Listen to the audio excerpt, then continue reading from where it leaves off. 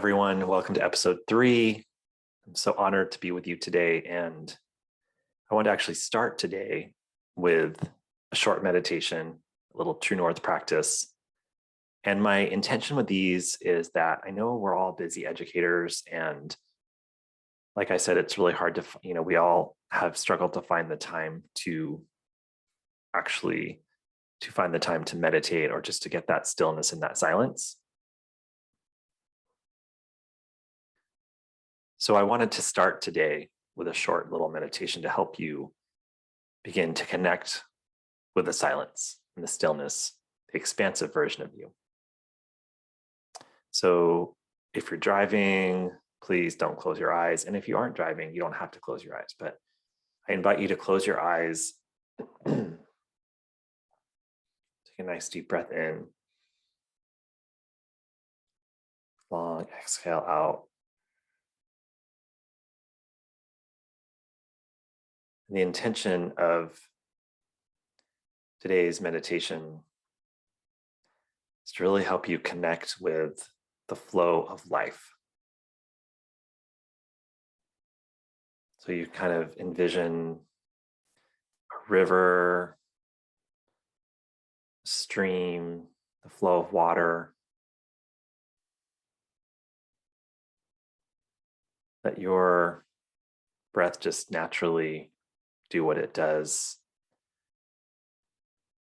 like it knows what to do because of nature.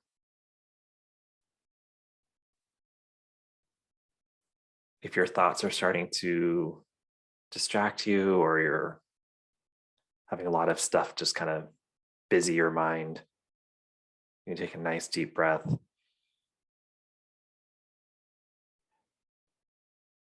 And exhale out. You can kind of picture the thoughts going away on a cloud. The thoughts are not going to stop, but you can kind of just put them on a cloud that's floating away. And we can take a moment to be right here in this present moment on our breath.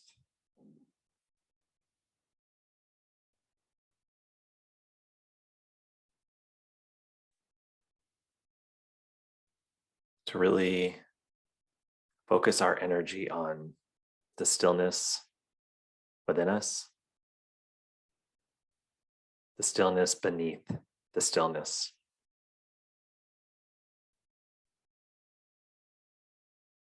You can picture yourself at the bottom of a lake. Obviously, you're safe. You don't need to worry about that part. But picture yourself just at the bottom of a lake where you can breathe no problem, and you're just at the bottom where it's so quiet, still, and there might be things going on at the top of the lake, but you're kind of you are the eye of the storm, or you're the calm at the bottom.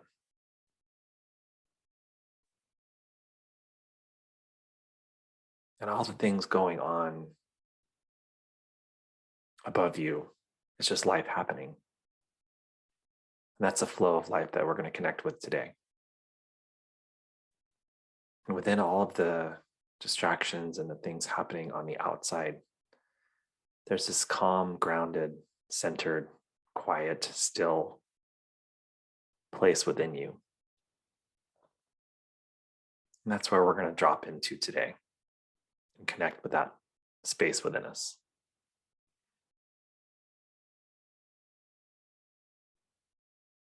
Just enjoy the spaciousness and the timelessness and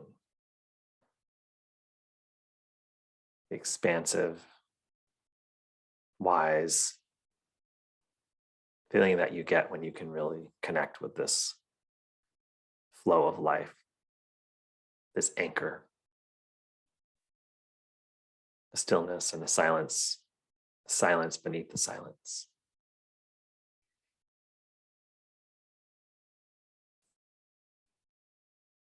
Just say thank you to yourself for taking the time, for committing to your own growth and unfolding. Take a nice deep breath in through the nose and exhale out the mouth. And we'll wrap it up there. Take a moment and just open your eyes at your own pace slowly. And we'll have our talk for today.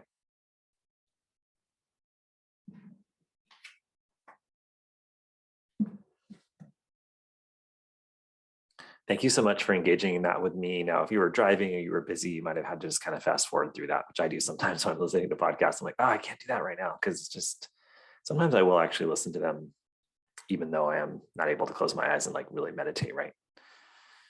Anyway, thank you so much. I wanted to start today by saying that you have made a courageous decision, or you're close to making this courageous decision to be on this mindfulness journey and to do this warrior work. This is really warrior work. This is saying that you're willing to go within yourself. And like we were visualizing at the bottom of that lake, you're willing to find that stillness and that wisdom within yourself to guide your life in a different way than the majority do. So whatever brought you here, whether you're just really tired or burnt out, you just want to reconnect with the highest version of you, or that part of you that you remember when you were a kid that was so free and open and alive, that really expansive version of you. Or maybe you just have the curiosity that keeps coming back, that keeps bringing you back to, what is this meditation? What is this mindfulness? I've always wanted to meditate. I've always wanted to try. Oh, I used to, or I'm not doing it as much. Or there's just parts of me that are really curious. Whatever brings you here today, I welcome you with open arms. And I'm just really grateful you're listening. Mindfulness is the moment by moment awareness. This is my definition. And I think if you look it up, it's very similar. It's a moment by moment awareness of your state of being, meaning you're clear of where you're operating from. You're aware if you're in fear in each present moment, in each moment. You're aware if you're in fear, if you feel like you're lacking or you're separate, you're not enough, you're worrying about the past or projecting your worries onto the future, or you're literally just right here in this present moment right now. And there's nothing that's actually going on in your mind from the past and the present, or excuse me, the past and the future. And now we don't know in the West, we're not very good at understanding how to be in the present moment, because our whole entire culture teaches us to do, go, go, go, go, go. And so the paradigm shift I'd like to see, especially for educators, is that taking care of yourself, loving yourself, being present in each moment can absolutely help you serve and be the best of your educator self. That's the part that I hope you hear today. This can help you be the best version of yourself and be the best educator you want to be. And I believe this fundamentally because I'm living it. I used to run from one meeting, one coaching session, whatever it was, one meeting with a student to another, one phone call to another, running around from recess duty to lunch this, and just going around like crazy, which again, you can do that in flow. Nothing wrong with that. But I didn't do it in flow. I did it like I said earlier in the last episode, just overdoing it, never pausing to breathe or notice what my mind was doing, what thoughts were racing through my mind, what I was feeling. Can you ask yourself, what am I feeling and what do I need? We'll talk about that a lot. What am I feeling right now? What do I need? And I wasn't doing that. I never did that. And really being aware of what energy is driving me. Is it, like I said earlier, is it an energy of fear? Is it an energy of love, expansion? Or is it an energy of not enoughness, scarcity, worry? So mindfulness is truly a practice of pausing and being aware of everything. And it's finding yourself in that calm stillness at the bottom of the lake and still seeing everything clearly as an observer. And so we don't believe that slowing down, pausing, breathing, meditating, practicing moment awareness, practicing present moment awareness actually works, because we've been taught the opposite. Do everything in your power to avoid feeling pain or discomfort, and go, go, go, go, go. And let's be honest, we work in schools. Most of us still work in schools in some way, shape, or form, or we have for a long time. How do you find the time to meditate in a school, right? Actually, I have a story about that. So when I was starting to meditate and really go deep into this journey, when I was still a principal, I would actually show up to the school. And what I noticed was on the weekends when I wasn't in the school and I would do a nice meditation in the morning, I would feel so great during the day. And then I go to work and I just feel like off all day because I wasn't able to really calm my mind and just get that feeling of clarity that I've been talking about. So I committed to, like, no matter what, one of my meditation teachers shared, you don't need a special space with perfect pillows. I mean, that's all nice. It's nice to have a great space, but you can get kind of attached to it. So her big push was, you should be able to meditate anywhere. So I took her literally and I took her challenge, and I would actually show up to the school, greet all the kids, do all the great things we do as principals and leaders, and say hello to the teachers, right? And then I would go upstairs into the janitor closet, which I knew the janitor wouldn't be using that until like 2:00.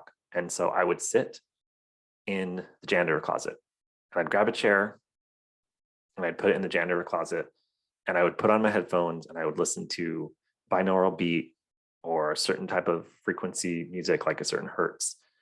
And I would meditate for 15 minutes. I do that every day. So I want to make sure we know that you can find 5 minutes a day to meditate, 15 minutes, 20 minutes a day, right? Even if you're working in a school.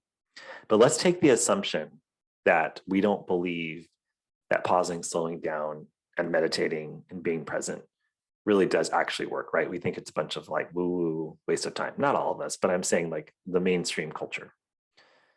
And so the question really becomes, do we actually believe that? Do we really believe that overscheduling, constantly doing, adding to the do list every second, obsessing over what needs to be done, going, going, going, pushing, pushing, pushing, never really listening to your pausing to see how your breath is, checking in with your body, listening to your intuition.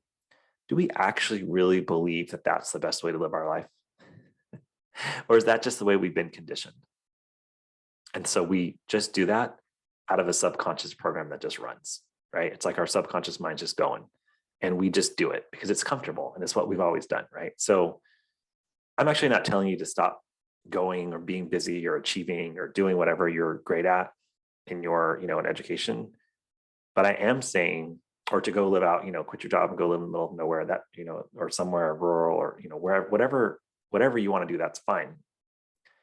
My point is, I'm not telling you that you need to slow down. What I'm telling you is that I would like you to bring awareness to where your energy is, okay? And what you're prioritizing in your life, not out of just conditioning or just, well, I've always just been really busy. But why? Ask yourself why. Ask yourself with love, what are you prioritizing? How are you living your life, right? How are you going through your day as an educator? I had to take a radical look at my life and really ask, once I got sick, really ask myself, what is my subconscious mind doing and what patterns are driving my life? Just in an unconscious way. And it led me to really ask the question, when was my doing, right? My quote unquote doing a subconscious belief system that I had to examine. And I examined it. And what I found out, what I got from that deep space of wisdom, was that I had a belief system that if I worked harder, did more, succeeded more, got another fancy degree, opened another school, got another, title or before my name or letters after my name, that eventually I would feel worthy, that I would be worthy, that would equal worthiness. So I had to ask myself, where's all this pushing energy, striving coming from? Is it coming from my ego, coming from my intellectual head, or is it coming from my heart? Where is this coming from? And as I inquired and investigate, we'll talk about that a lot too. How do you inquire and investigate from this place of your heart and clarity, I began to see that I was doing and going to fill an inner need that was never going to be filled on the outside. It was never going to be filled on the outside.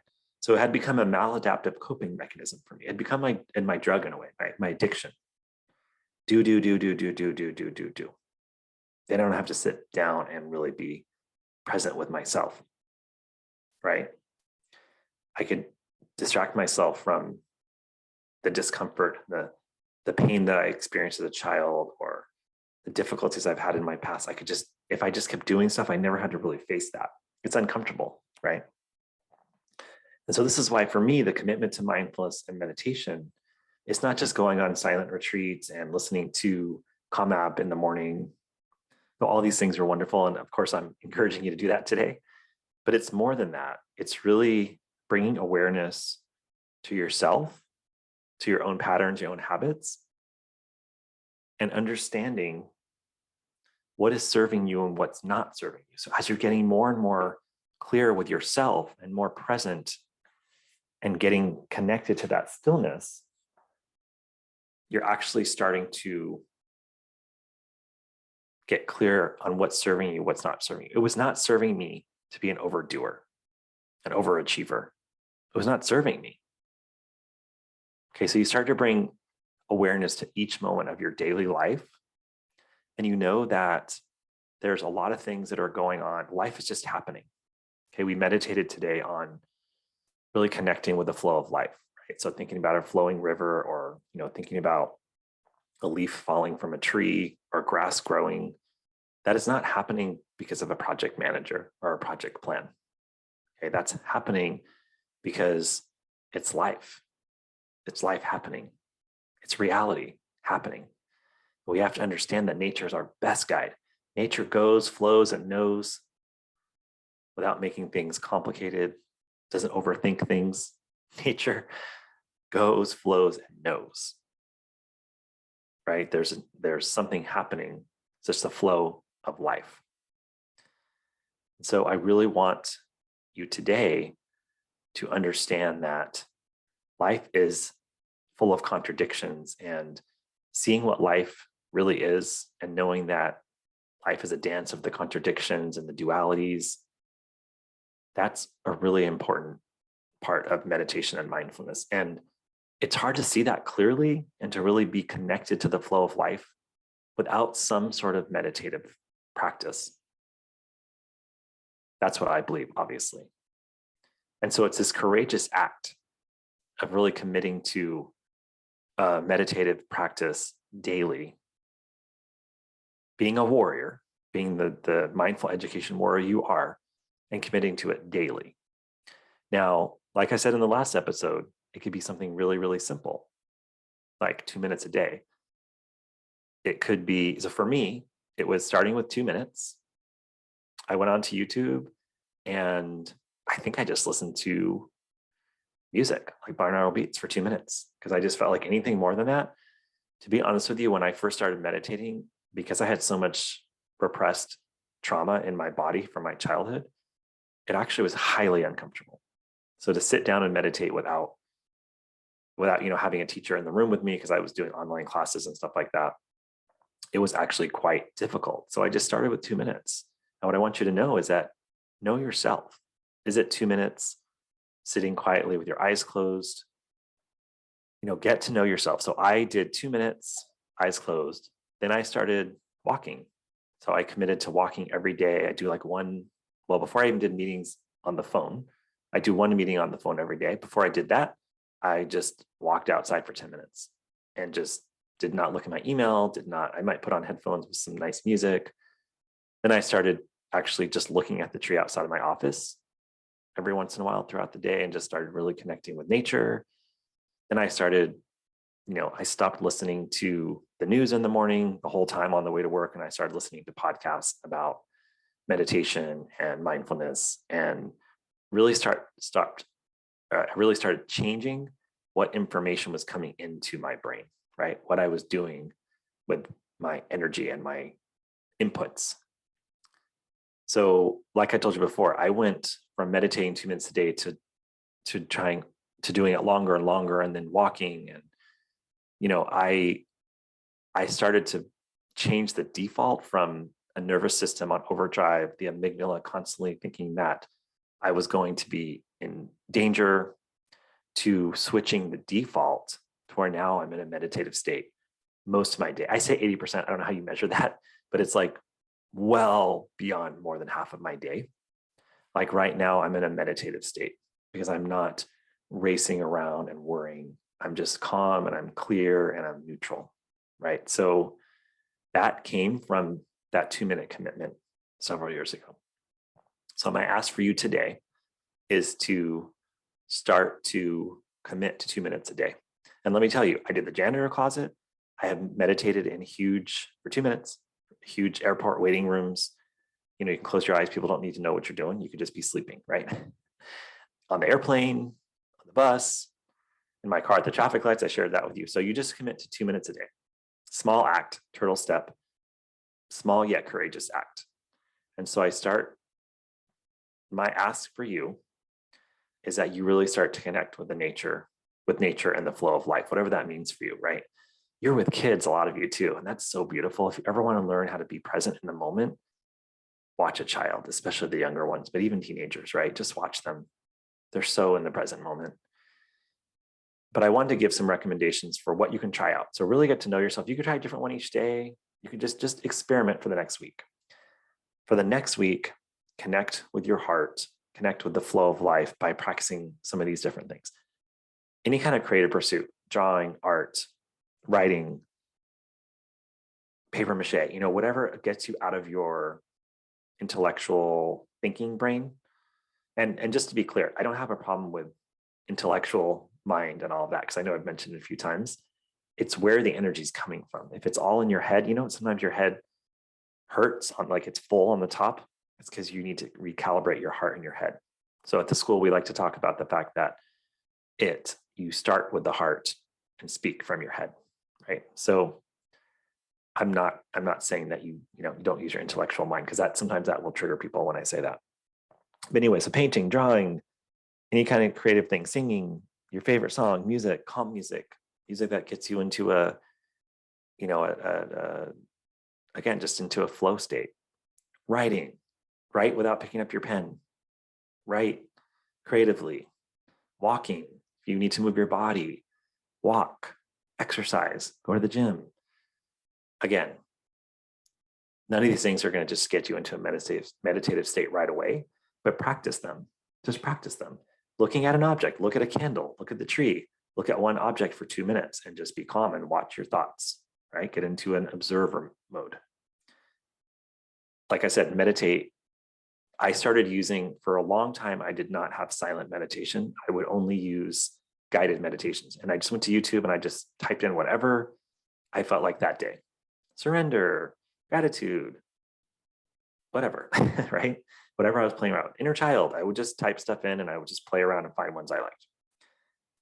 Walk in nature. A lot of us work in schools that are still close to some sort of grass or something. Walk in nature.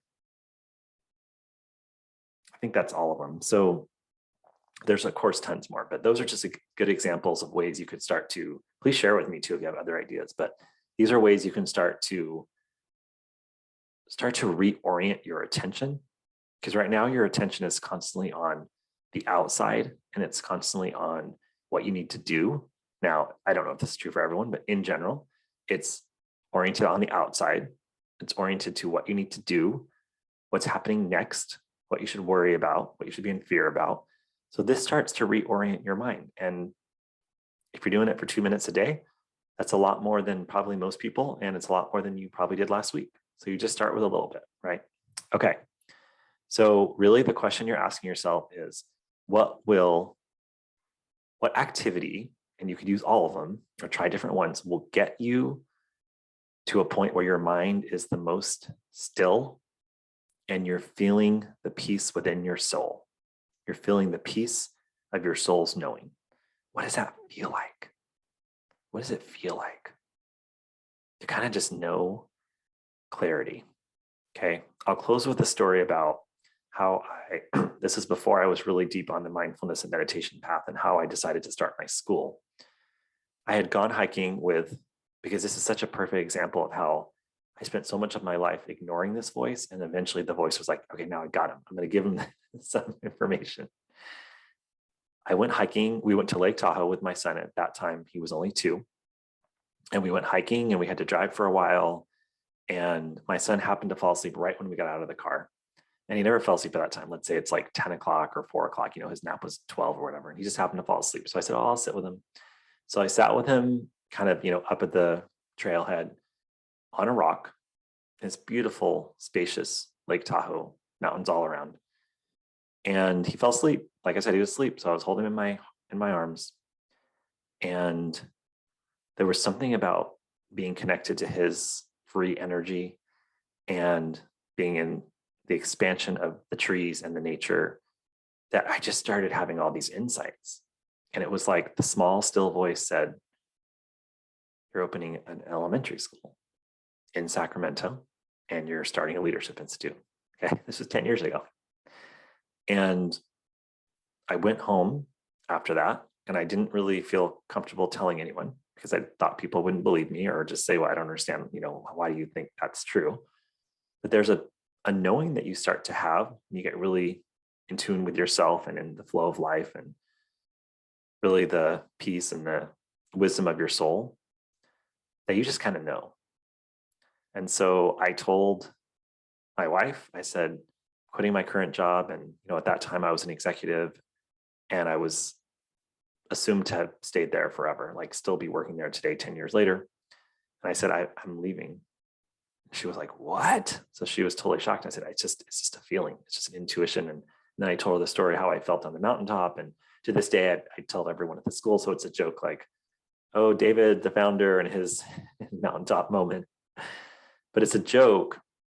But I actually think people really appreciate it because they start to see that you can really follow that intuition and you can really see that life is happening and life is in flow. And now what I could have done is said, that doesn't seem right. We're living in the Bay Area. Why would it move to Sacramento? Why would it move our whole family? Now my wife's family is here in Sacramento, so obviously it wasn't that crazy. But again, like why in elementary school? I'd done high schools at that point for, 12, 14 years. Why are we moving to Sacramento to start an elementary school? So at that point, I was not as skilled in really trusting that voice, but I still trusted it enough to just know. It was so clear in that moment. And I think this is why I'm telling you, if you can start to do it a little bit each day, then you start to have those insights all day, every day. You don't have to wait till you're on a hike with your son in Lake Tahoe. You think about all the factors that came together. That's life, right? A young child, the mountains, stillness, being calm, not running around. I was on vacation. All those pieces that I've been talking about that we're conditioned to do the opposite were all in place to give me this complete and utter clarity of insight. And I'll tell you more stories about when I was on my silent retreats and how these things just happen over and over. But my ask for you today is to try something. If you're already meditating, continue to meditate, try something different, or something that works well for you, or share with us what's working for you, but just do it. Just do it, because the mindfulness and the mindful education warrior, it's a dance of the doing and being, right? The mindfulness is the being and the warrior is the doing. So do it, right? Be mindful, be with your inner wisdom, and then follow through by meditating or practicing these other these mindfulness practices that will get you into neutrality. So that's today's episode. Thank you so much. And I look forward to connecting with you in the next one.